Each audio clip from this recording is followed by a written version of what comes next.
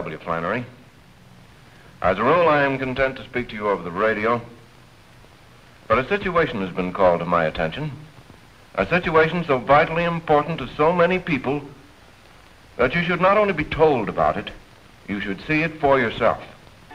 Farming is big business, an industry of great importance to the welfare of our country. But it is a strange industry. It has laws of its own, or I should say the lack of the laws to protect and benefit the greater number of people.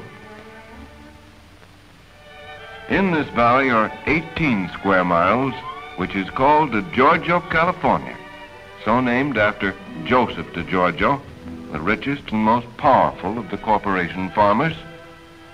DiGiorgio is the largest grape, plum, and pear grower in the world. He ships his crops to the fruit auction markets in New York, Baltimore, and Philadelphia, which he owns. His new winery, when completed, will be the largest in the world.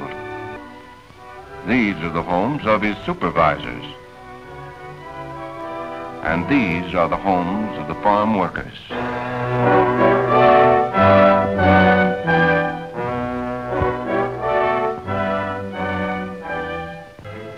Since Steinbeck wrote his famous book, the transients who migrated from the Dust Bowls have settled down, become permanent workers for the corporation farmers.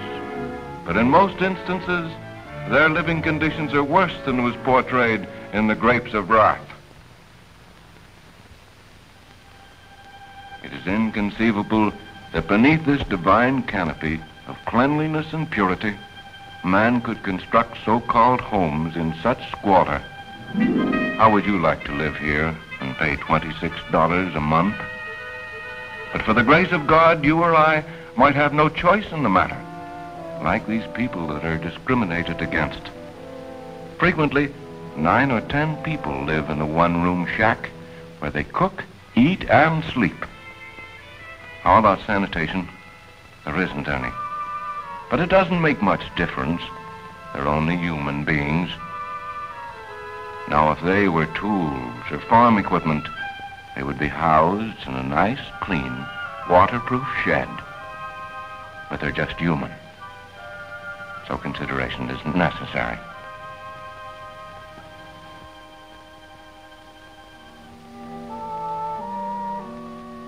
The San Joaquin Valley is a gorgeous sight to behold.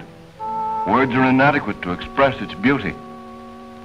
And words are inadequate to express my concern over the thousands of people who work for Mr. DiGiorgio and the other corporation farmers. This cold water shower is practically private. It's only used by 25 or 30 families, and right next to a cow pen. Yes, washing machines are furnished, but at a cost of 50 cents an hour. Women have to heat the water over an open fire and supply their own wood. These families have been robbed of so many normal American and human rights that it's almost unbelievable. In other parts of the world, landscaping is done with flowers, trees, and shrubbery. Here it is done with junk. Is it any wonder that the farm workers have formed a grievance committee? We know their grievances, and they are well-founded. Bad living conditions, uncertain working hours, uncertain work even at the peak of the seasons, inadequate medical attention and proper facilities for their children's education. Then there is a vital question of overtime, Social Security, old age pensions, compensation insurance. Yes, these people have a squawk coming, and they have only one remaining hope to right the many injustices that have been inflicted upon them. That is to organize.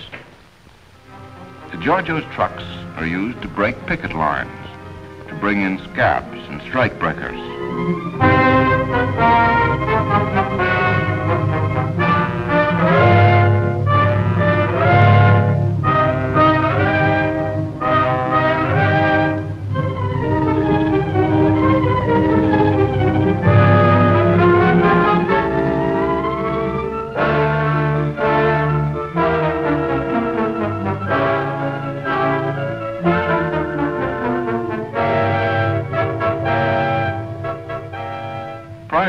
strike, practically all of the workers were Americans. But day by day, it became more noticeable that a great number of the strike breakers were Mexicans. This is a situation that both the Mexican and United States governments have tried to remedy for a long time, where immigrant workers are smuggled across the Mexican border by headhunters employed by large farm interests. The headhunters recruit the workers, make arrangements to get them across the border and be delivered to the corporation farmers. It's so much per head. For years, large farmers from the Gulf of Mexico to the Pacific Ocean have engaged in a program of hiring these illegal entrants, which are commonly known as wetbacks.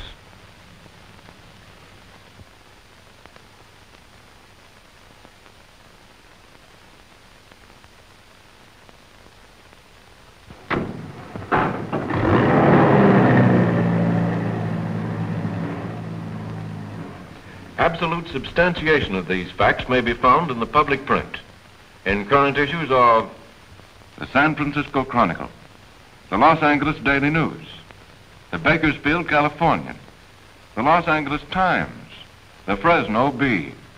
The following headlines are to be found. Mexican workers in U.S. illegally. Nabbed 30 aliens in smuggling roundup here. 45 aliens here seized, sent back to Mexico. Plane crash kills 32, taking farm workers to be deported. Immigration men arrest 46 on DiGiorgio Farms. The first paragraph is enlightening. 46 Mexican workers on the DiGiorgio Farms were taken into custody by the United States immigration officers late Wednesday on charges of being in this country illegally. This is a fight to the finish, and these people have the courage and the faith.